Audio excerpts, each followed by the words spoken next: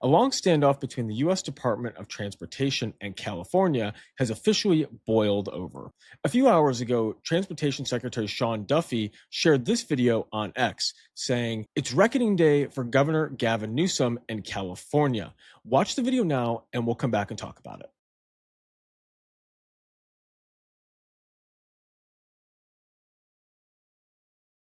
We are not going to tolerate states that don't comply with the rules. In California's case, 34,000 inspections found a language violation, only one driver taken out of service. New safety reforms for the trucking industry. Cracking down on foreign commercial truck drivers. Nowhere in the country have we found a more egregious licensing situation than in California. Secretary Sean Duffy cutting $40 million from California. The only state that is not enforcing English language requirements. Gavin Newsom cares more about illegals getting commercial driver's licenses than he does the citizens of his own state and the safety of Americans. California is pulling 17,000 migrant truckers from behind the wheel. Gavin Newsom and California have been caught red-handed.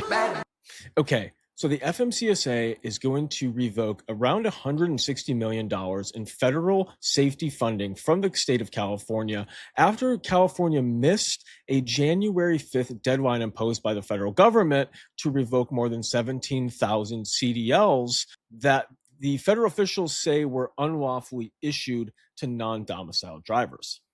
And according to DOT, California failed to properly cancel CDLs that were granted to foreign drivers whose licenses were extended well beyond their lawful stay or presence here in the U.S. The Department of California Motor Vehicles acknowledged the issue in late December, but pushed the revocation date to March 6th, a delay the FMCSA refused to accept.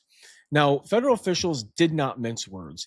The DOT framed the decision as a matter of roadway safety, arguing that California ignored clear federal rules and allowed thousands of non-compliant drivers to remain behind the wheel of 80,000-pound trucks. Now, this funding freeze follows a nationwide FMCSA audit last summer that uncovered what officials describe as systematic collapse in California's handling of non-domiciled CDLs. The $160 million penalty represents year one of potential penalties.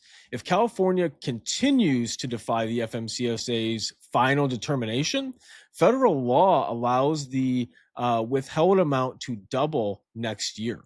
So what does this really mean? It means enforcement action is going to further tighten capacity across the West Coast. We've already seen reefer rates across the country skyrocketing. So we're going to see where this regulatory pressure is coming to a head and where the FMCSA and DOT are putting on pressure to states. It's going to be kind of reshaping driver availability as well as that capacity overall. You know, thousands of drivers who play a meaningful role in the day-to-day spot market operations may soon be sidelined. They may not be able to drive, which adds, an interesting, point to capacity already. Rates have been low for so long, and we started to see a surge over the last 3 months or so, just getting into peak season, or I'm sorry, not peak season, but peak shipping season for Christmas and things like that. And now going into the new year, we're starting to see kind of a resurgence in rates, and capacity is starting to show more tightening across the U.S. So again, this isn't just a California issue, even though this video is geared towards California and what Sean Duffy is talking about and doing with California. But it is a signal that CDL enforcement is real. Non-domicile licensing and compliance are becoming central and key issues. So it's definitely something to be watching out for. We did talk about what the United States Postal Service and what their determination was in terms of how they're going to be handling non-domiciled CDLs going forward. So you definitely want to check out that video. We'll have it here at the end screen. Thanks for checking it out. We'll catch you guys in the next video. Don't forget to think freight.